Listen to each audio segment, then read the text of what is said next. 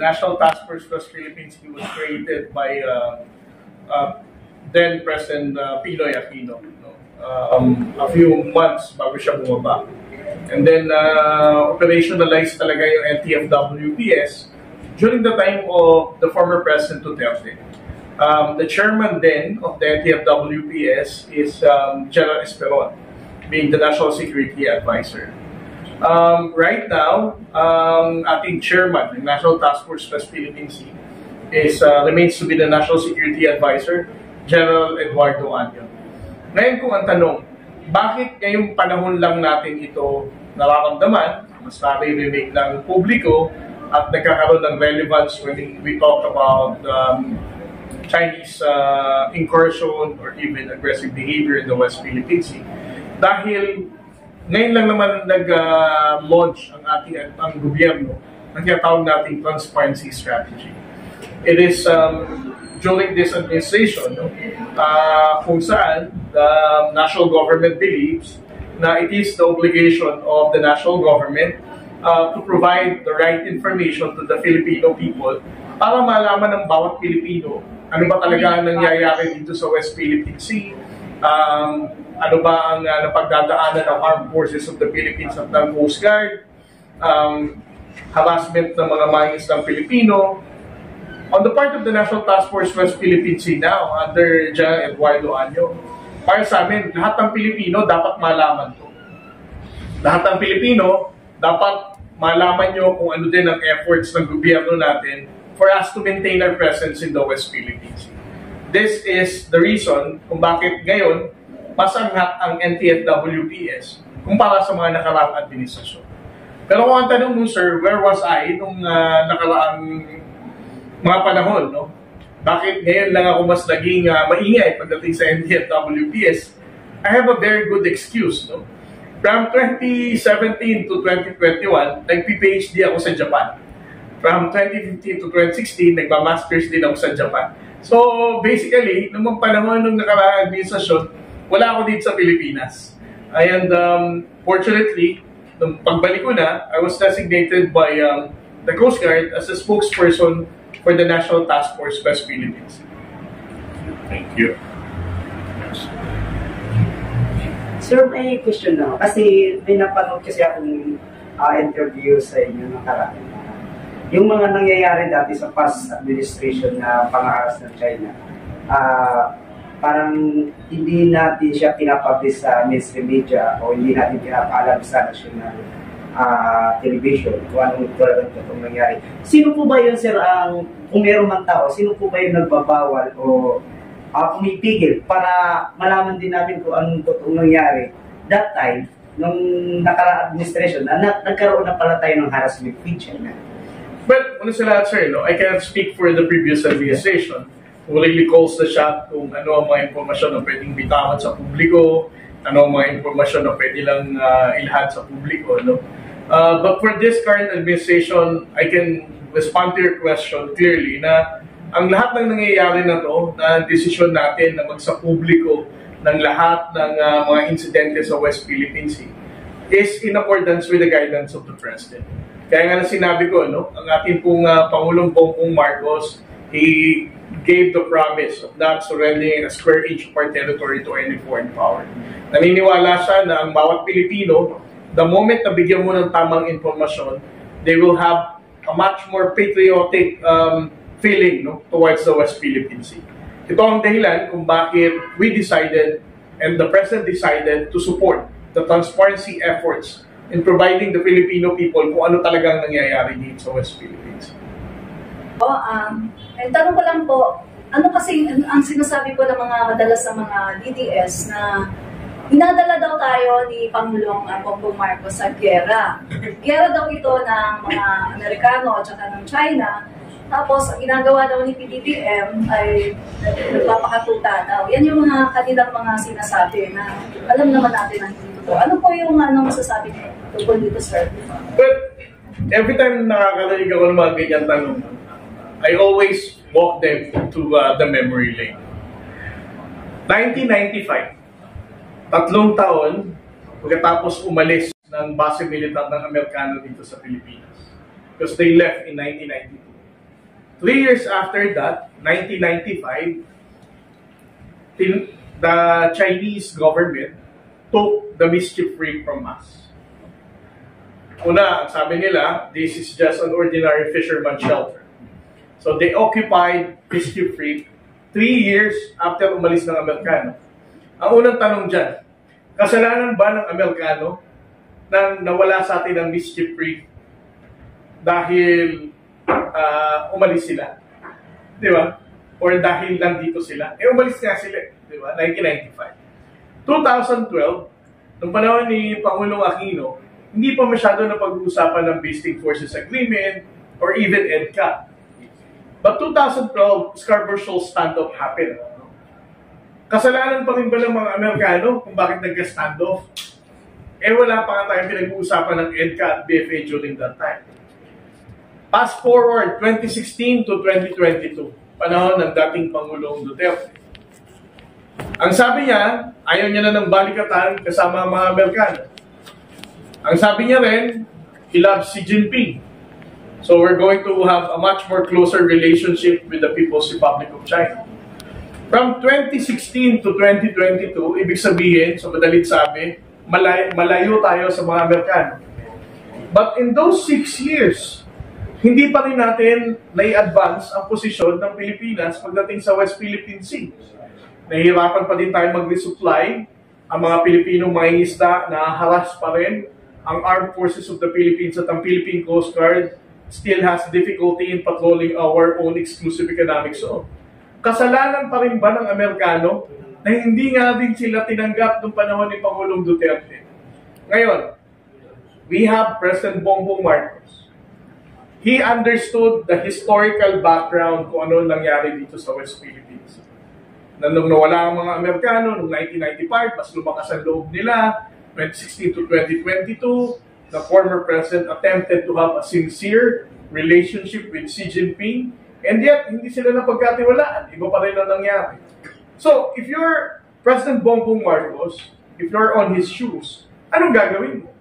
Of course, you have to deepen your security alliance with your traditional ally, which is the United States, and also to engage at the other like-minded states to call out China para sabihin, you are violating the international law and you have to adhere with the rules-based order na meron tayo. Ngayon, the last question. Dahil ba yan sa gusto ni Pangulong Bongbong Marcos na magkagera ang Pilipinas? Hindi rin naman. Di ba? Hindi naman pinili ni Pangulong Bongbong Marcos na pumunta sa Amerikano at sabihin, girahin natin ang China at magpapakatuta ako sa inyo. Di ba? Kaya nga minsan sinasabi ko how sure are those trolls na ang China will go to war because of the West Philippine Sea? Buti pa nga sila. Alam nila, they can even speak for China, nagigirahin tayo. Samantalang ang China yata ngayon, hindi nila alam kung makikigira sila o hindi. Diba? I think that's the number one issue na dapat nating i-address. Sa mga trolls na nagsasabing magkakagera dahil sa ginagawa ni Pangulong Bongbong Marcos. Di sana nag-declare na si Xi Jinping noon pa. Wala naman Diba? So, para sa akin, it's a waste of time dealing with this kind of narratives sa mga trolls. The mere fact that they are lying, that they are distorting the truth, ibig sabihin, mas tumataas ang suporta ng publiko, ng international community, with the effort of our President Bongbong Marcos, na i-advance ang posisyon ng Pilipinas sa West Philippines. Salamat. Sir, next question po. Sa tingin niyo ba, nagkaroon ng Pilipinas ng secret agreement, karapat-dapat ba ito sa bansa na kung saan democratic? Or anong essence ng secret agreement? Or relevant ba siyang gamitin? Well, una sa lahat, para sa akin, ang international treaty, bakit mo naman siya isi-secret? Di ba? Kung wala naman kayo talaga itatago. Parang secret relationship yan. Di ba? Kung meron pang secret relationship, bakit mo naman itatago? And why would you call it secret? Kung talaga tingin mo, there's nothing wrong to it. Secondly, kung ang pag-uusapan din natin is the secret gentleman's agreement na sinasabi nila nung nakarang administrasyon. I think we already need to move on to this topic. Kasi a few months ago, nagsalita na ang ating Pangulong Bongbong Marcos. No? Sinabi niya, if there's even a gentleman's agreement na as far as he's concerned, hindi niya rin naman alam, being the chief architect of our foreign policy, he has already rescinded it. No?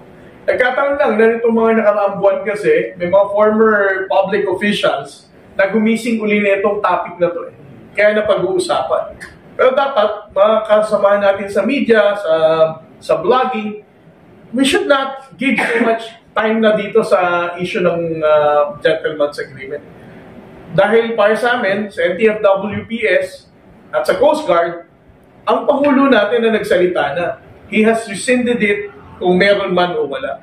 Whether secret or whatever, our stand now for this agreement, wala na to ngayon, it doesn't matter anymore. Sir, papalawapan ko lang po yung sinabi niya para po sa kalinawan ng mga Pilipino. Kasi sa ngayon po, medyo nahahati po talaga yung ating, tayo po, no? Parang nagkakaroon po ng mga pro-China, pro-America, mga ganun po.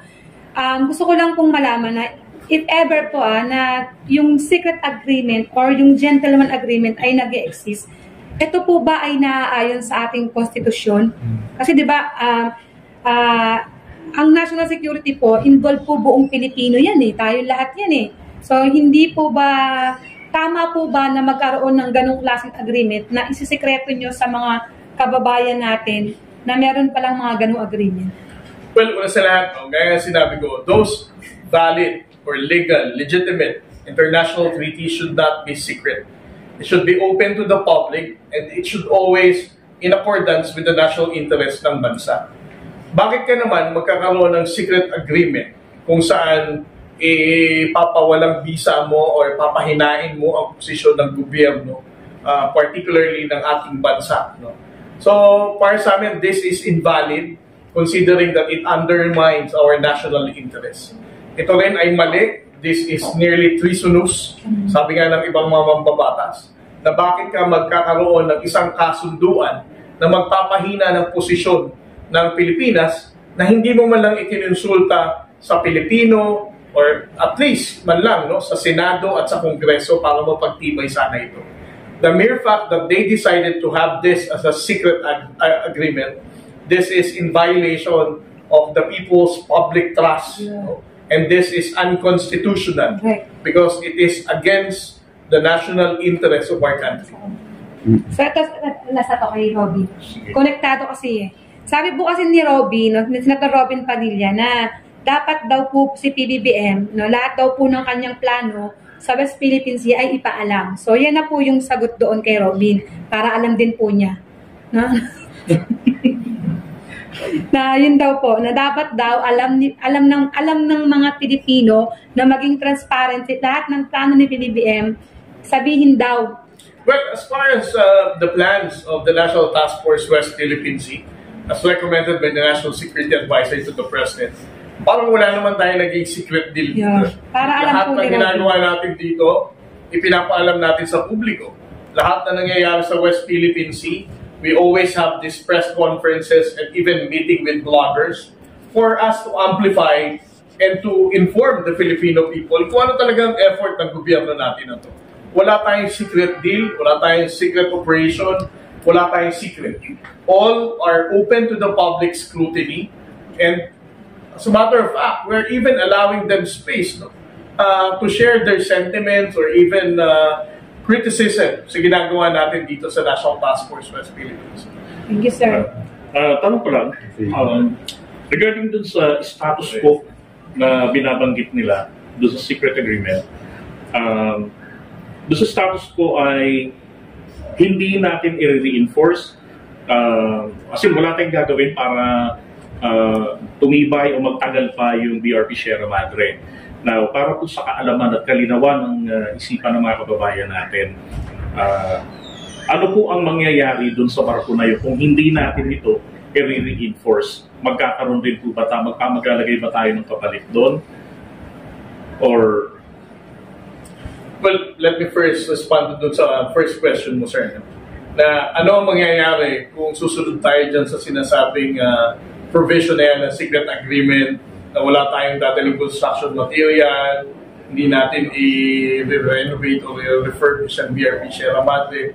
Kung tatanggapin natin yung ganyang kasunduan, definitely, siguro mga isang bagyo na lang, giba na ang BRP Sierra Madre or tinangay na ng malakas na hangin. Ibig sabihin, kung gagawin mo yung ganyang agreement, this is in violation of our own national interest. Why would you even allow that to happen? Why would you even endanger ang buhay ng ating mga sundalo na nasa BRP Sierra Madre kung tatanggapin mo ang agreement na hindi ka magdadala ng construction supply kung hindi mo i-improve ang BRP Sierra Madre? Pangatlo, ang BRP Sierra Madre is intentionally grounded dito sa Ayungin Shoal. Dahil nga sa pangamba na noon, from 1995, ulitin ko, Mischief Reef was taken away from the Chinese. They occupied that. A few nautical miles lang ang layo nito sa Ayungin Shoal. Kung hindi ginawa ni Pangulong Estrada ang mag-ground ng barko sa Ayungin Shoal, baka pati yan nakuha na rin sa atin. Ngayon ang tanong, are we going to allow na ang BRP Sierra Madre mag-dissipate na lang, malusaw na lang dahil sa kalawang niya? Of course not. Kung ikaw, presidente ka, meron ka talagang concern sa sambayan ng Pilipino, sa kasundaluhan na nakastation dito, you're not going to engage with that kind of agreement because you're weakening the position of our military establishment in these areas. Secondly, hindi mo na isinaalang-alang ang posisyon ng gobyerno. At pangatlo, bakit ka naman magpapautos sa interest ng China? Sir, from the youth po, they have question. How can the youth adequately prepare for the escalating tensions in the West Philippine Sea? Is military service a necessary avenue for us to prepare for potential conflicts? Una sa lahat, ang de-escalating tension should not be coming from the Philippine government. Because as far as the escalation of tension in the West Philippine Sea is concerned, hindi naman tayo nag-escalate ito. So, there's no such thing as for us to de-escalate it. Kasi we're just on the receiving end of the provocative action of China. Pangalawa, ang tanong, do we really need to elevate ang response na natin dito ng gamitan na natin ng military? Di ba parang ganyan ang question mo? I mean, sir, the military service, kailangan po ba mag-take ng military service ng mga kabataan? Sige. Sagutin ko muna kung bakit ang ating administrasyon has a very calibrated efforts in the West Philippine Sea. Kasi usual na tanong din to related din sa tanong mo. Bakit ba ang Coast Guard ang nag-escort ng resupply boats going to Ayungin Shoal? Pangalawa, bakit ba resupply boats na wooden vessel ang ginagamit? Yan, usual and valid questions yan. But the response to this question is, bakit naman tayo gagamit ng military vessel? Considering ngayon pa lang, we are deploying Coast Guard vessel at tinatapatan din nila ito ng Coast Guard vessels ng China. Ibig sabihin, whatever maritime force that we provide, they're going to deploy the same type of maritime forces. So, the moment na mag-deploy tayo dito ng warship, expectedly, China will have a very good excuse para mag-deploy din ng kanyang warship. Coast Guard nga lang hindi natin sila matapatan dahil sa dami ng Coast Guard vessels din nila. Magpadala tayong 2, magpadala silang 6. Magpadala tayo ng 44 meter, magpadala silang 115 meters. Coast Guard pa lang pinag-uusapan natin dito. Ngayon, kung magpapadala tayo ng isang bangkong pandigma, baka magpadala din sila ng isang aircraft carrier. Di ba? Or magpadala sila ng napakaraming submarine na kahit isa nga, wala rin tayo. So, are we really ready to elevate the tension to that level? Hindi, di ba? Secondly, si Pangulong Bongbong Marcos has always given the Coast Guard and Armed Forces of the Philippines a reminder that despite of the provocative action, the bullying behavior ng China, the Armed Forces of the Philippines and the Philippine Coast Guard should still maintain level of professionalism in dealing with it. This is the very main reason kung bakit kahit anong water cannon ang gawin sa atin, hindi tayo nagwa-water cannon, di ba? What is the strategic gain na makipag-water cannon ka sa kanila? Kung kahit ang Coast Guard vessel natin may water cannon, ano ang magigain natin dyan? Ano, nakipagbasaan tayo ng tubig? Di ba? Ngayon, yung question mo, military service. I mean, right now, no, with the last survey that was conducted, I think it was January yata nalabas, kung saan sinasabing more Filipinos now are willing to fight for the sovereignty ng ating bansa. And this is already a welcoming opportunity. No? Katulad nga kanina, sila Ma'am at sila Sir. Gusto na nila magpa-reserve sa Armed Forces of the Philippines. Ito ay dahilan dahil sa pagkakaroon nila ng kabalayan na, no? Kung ano ang pinagdadaanan natin sa West Philippine Sea. So, I think the military service, encouraging people to join the reservice, is already a good sign, no? That we are already winning this information operation against the fake news of the Chinese. Lastly po, sir, as we have observed po these past months po, mostly po ng mga kabataan, regardless of their affiliations or ideologies, they are inclined and supported the stance of our president. Now, in what ways po can the youth actively participate po in upholding the sovereignty and safeguarding the territorial integrity of the West Philippine Sea?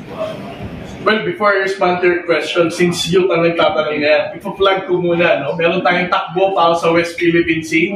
Kung ikaw ay kabataan na gusto mag-healthy-healthyhan, we're going to have a takbo pa sa West Philippine Sea. It will be a trilogy run organized by Run Rio. Sa July 7, ito ay gaganapin dito sa Manila, and then in August sa Cebu, and then September in Davao. No? So, sa mga kabataan, ngayon nagpi-figure out pa kung ano magagawa nila sa West Philippine Sea. Sign up, join sa takbo para sa West Philippine Sea. It is also another effort to strengthen our advocacy for the West Philippine Sea. Ngayon, another serious response na, no? Ang mga kabataan nating Pilipino, alam naman natin na lahat yata ng social media platforms meron sila. Facebook, Instagram, TikTok, YouTube, di ba? Parang lahat. Kung ikaw, kabataang Pilipino, na nagre-relax ka lang naman sa bahay mo o sa kwarto mo dahil it's either bakasyon ka or wala kang klase pa, no? Para sa akin, the other patriotic duty na magagawa nila while they're enjoying the comfort of their homes is to look at the social media and then call out etong mga fake news peddlers na to. Imagine, no? Kung lahat ng kabataang Pilipino magko-comment sa mga fake news na isinusulat ng mga kilala naman natin kung sino, no?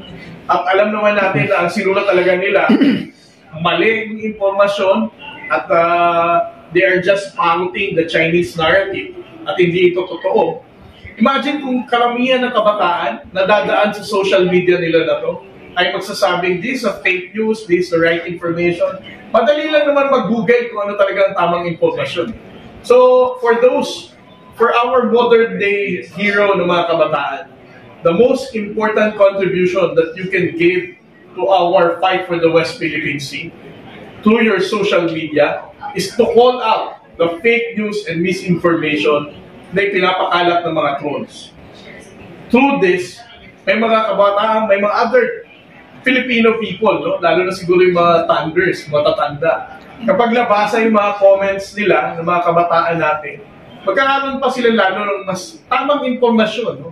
Or updated information para sabihin, ang binabasa pala nila lolo, nila lola, nila tatay or uncle ay maling informasyon. And the comments that you're going to leave there would be a reminder for them na huwag niyong paniwalaan to kasi ito ang maling informasyon. Ano po yung recent na mga akbang na ginagawa ng Pilipinas para protektahan ng West Philippine Sea? Lalo na kung totoo man may pinasok yung nakarang administrasyon na secret agreement po, sir. Ngayon, mga recent lang po. Like, today. Well, ngayon, no, as we speak right now, the Armed Forces of the Philippines and the Philippine Coast Guard maintain their presence in the West Philippines. Our vessels may not be that much, but we always express this commitment to the Filipino people. Now we are strategically deploying our vessels in different parts of the West Philippine Sea for us to ascertain that a Philippine flag vessel will always be there to maintain their presence and to assert our position in the West Philippine Sea. So gusto ko lang sundan yung sinabi nyo kanina. Maganda kasi yun eh. Yung pagkakaroon ng awareness ng mga youth. Maaari po bang i-suggest ng Philippine Coast Guard na sa atin pong curriculum sa DepEd po, no? Kasi yan talaga yung foundation, ay isama na ito kasi sa totoo lang din po, sir, no? Nagiging problem na natin ito ngayon eh. Samantalang sa mga nakakaraang panahon, wala naman tayong problem po sa West Philippine Sea. So siguro ito na yung time para isama na rin sa curriculum talaga, no? Foundation pa lang talaga na yung para yung mga Pilipino, maligit pa lang, andun na yung patriotism, nationalism. Alam na nila na yung West Philippine Sea, meron tayong EEZ dyan, 200 nautical miles sa atin yan, at tayo ang may karapatan dyan. So, ito po yung ko, sir, ano kayang magagawa ng Coast Guard? Kasi, isasad ko lang po yung ginagawa ng North Korea at saka ng China. As early as kinder po, sa kanilang classroom, pinapanood ka ng mga puro sa gobyerno eh, para talagang yung mabuhay yung kanilang nationalism, yung patriotism, maging sa North Korea. So, lumalaki po silang gano'n na talagang nagiging patriotic sila, na kahit yung kanilang kahit diktador na yung kanilang mga leaders, ay okay lang, parang halos sinasamba na nila kasi parang ang tingin nila ay talagang, ay, ganito ang tama, ganito ang tama. So, ano po ba, sir, magagawa ng Philippine Coast Guard na na isama sa curriculum na atin po yan ng West Philippine Sea? Well, una sa lahat, ma'am, no? I cannot speak for the Department of Education. Of course, our Secretary of the Department of Education is also our Vice President. And the President has already spoken. Her current designations do not really require to make such comments or assertions dito sa usapin ng West Philippine Sea. But on our part, no, particularly the National Task Force West Philippine Sea, believes na education, not just spreading information, is really something that is very important for us to provide and institutionalize itong posisyon natin pagdating sa usapin ng West Philippines. Naniniwala din po kami na ganyan dapat.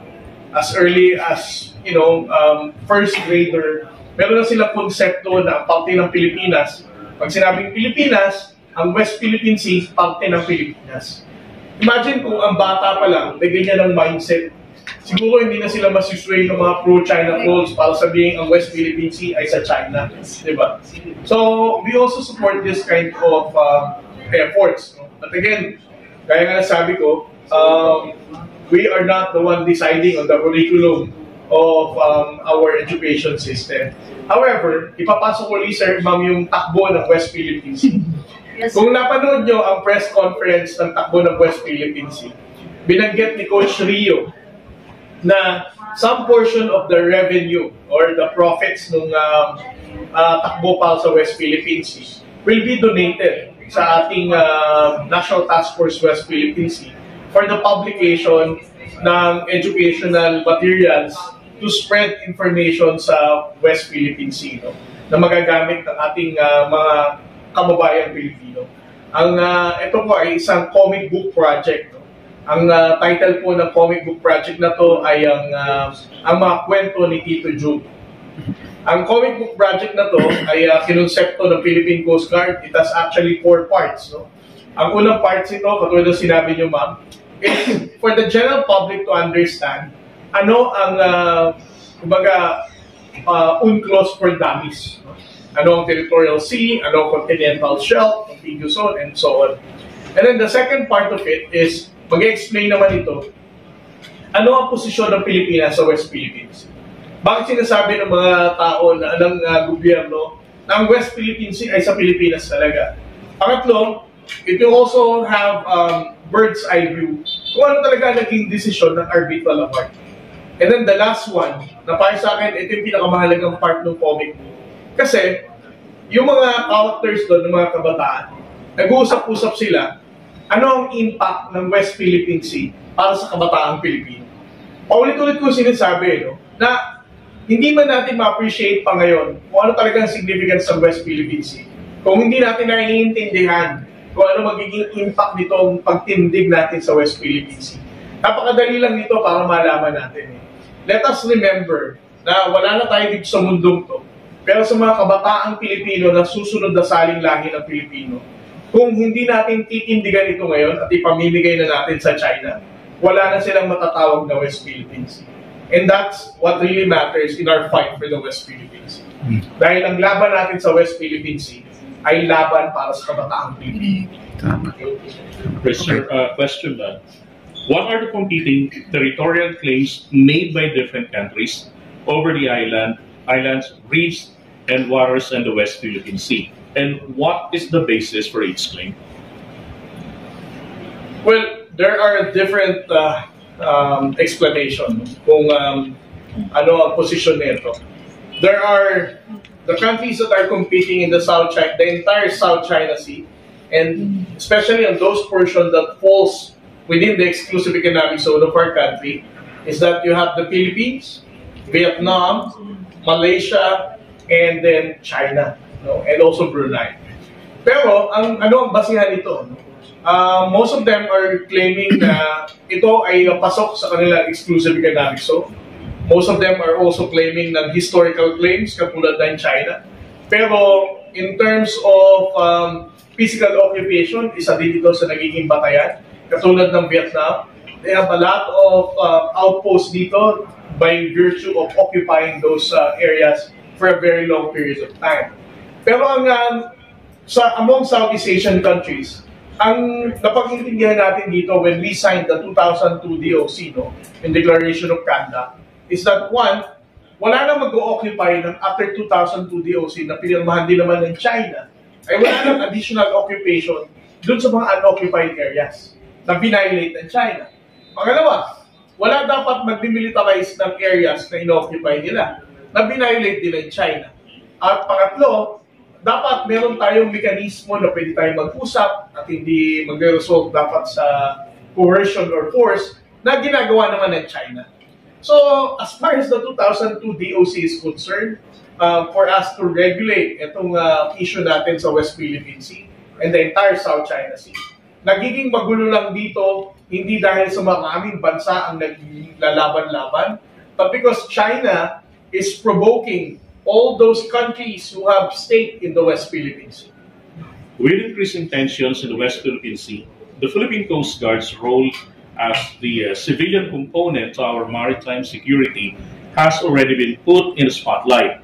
And with it came more much-needed funding for the PCG in the 2024 budget. Despite the increased budget allocation, that is clearly still not enough to match the PCG's ambitions to a world-class agency uniform service. Now, here's a question. Can you give us a brief overview on the Coast Guard's modernization roadmap for the next few years? What assets is it looking to get as part of its wish list? And what's your ballpark estimate on how much that would cost? Well, first of all, we need to understand that the modernization of the Philippine Coast Guard, although there's still no modernization law that supports our Coast Guard modernization, we have to give credit to the former President Pinoy Aquino. Way back in 2013, he's actually the first president, no, that supported the acquisition of new vessels sa Japan. And then, nung umupo naman si Pangulong President Duterte in 2016, his biggest contribution to our modernization is for the Coast Guard to have an approval of personnel expansion. Before, in 2016, the number of personnel of Coast Guard is only limited to 8,930. When he stepped down, the Coast Guard has already reached 20,000 plus.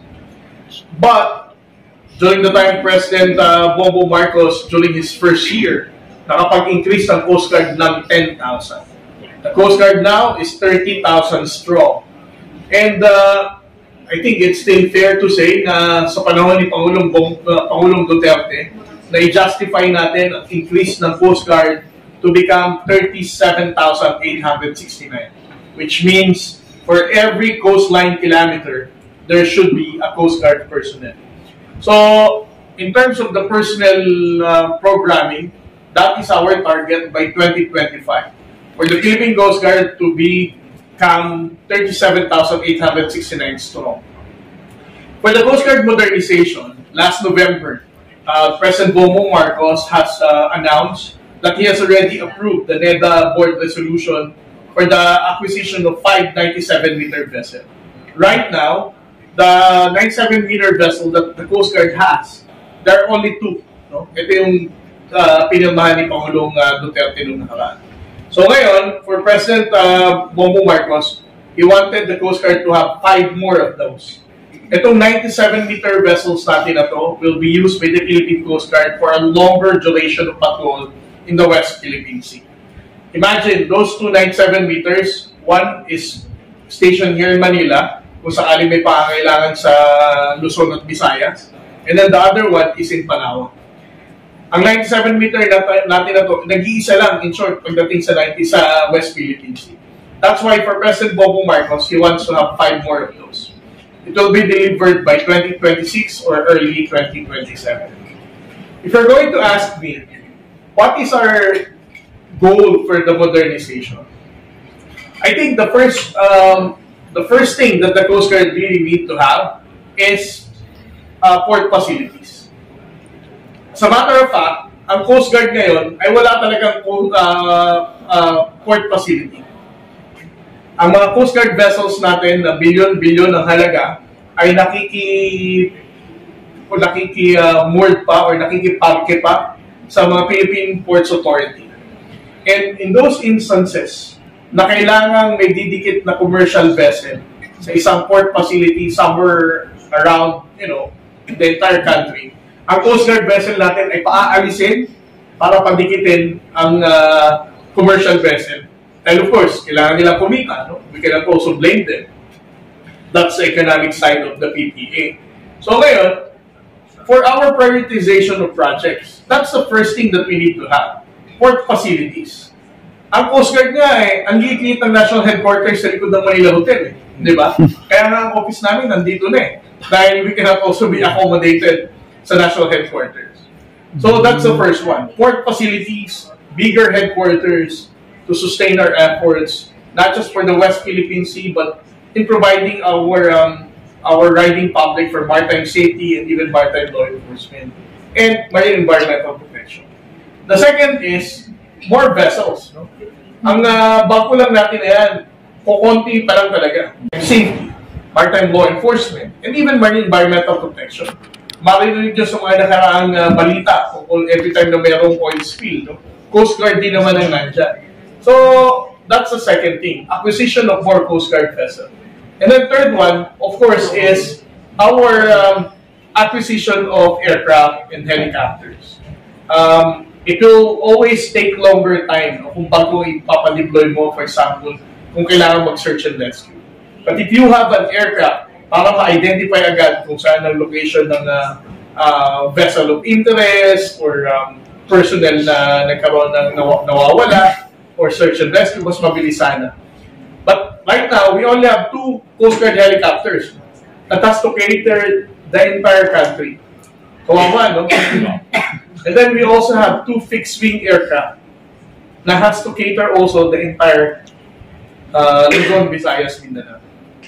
So, more acquisition of aircraft as well.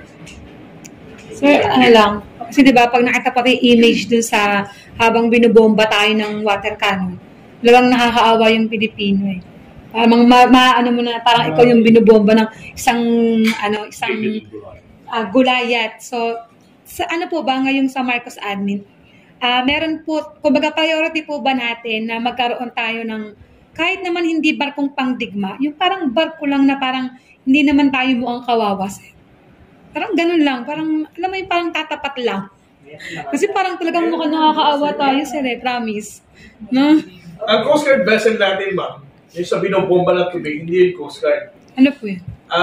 Wooden vessel lang talaga yun, chartered boat ng Armed Forces of the Philippines to deliver the supply. Pero kung usaping sasakyang pangdagat na Coast Guard at ng Philippine Navy, we have already modernized naman fairly. No? It may not be as parang maitatapat naman na maayos-ayos. No? Pero hindi naman ganun ka-indigenous na binubombahan ng tubig. Naka-move on na tayo, hindi na tayo wooden na vessel pagdating sa Coast Guard. Ayun, sir, meron kayang chance na kaming mga vloggers ay magkaroon ng pagkakataon talaga na makaikot dun sa ating mga West Philippine Sea, sir? Well, para sa akin, ma'am, no, ang ating mga social media partners and the traditional media, kayo ang pinakamahalagang parte ng transparency strategy ng gobyernong ito. Kung hindi kayo makikiisa sa amin, I think it will be very difficult in our approach.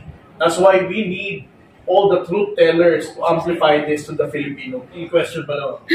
Yung mga influencer na pro-China. So, ang palabas pala nila ngayon is wala naman talagang daw West Philippine Sea sa mapa. Ang basihan po ng ating issue sa West Philippine Sea is guided by the United Nations Convention of the Law of the Sea. Ang nakasaad po dito sa UNCLOS ay 200 nautical miles ng isang coastal state ay meron tayong exclusive economic zone. Ibig sabihin, nasusukat naman yan. So, from Palawan, Northern Luzon, from that coastline, i-extend mo. May mga ruler naman siguro at medida yung mga yan. Sukatin nila. No? 200 nautical miles based on UNCLOS is part of our exclusive economic zone.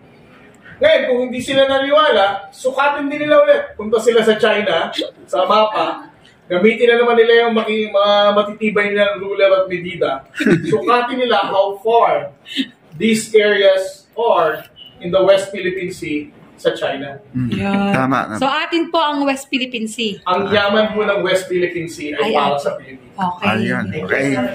Pwede po bang next resupply mission, ang gamitin natin hindi malaking, hindi maliit na boat? Pwede po ba yung malaking ship na lang? Pwede po ba? Alam ma'am, the resupply mission is purely Armed Forces of the Philippines mission.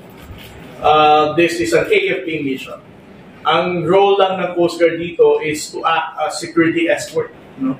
Yeah. So we cannot actually push them or even recommend, ayaw naman namin panghimasukan ang kanilang operation. So whatever supply boats that they would deploy, ang Coast Guard, ang role lang namin dito ay mag-escort dito at siguraduhin makakarating ito. Yes. As to that recommendation, ma'am,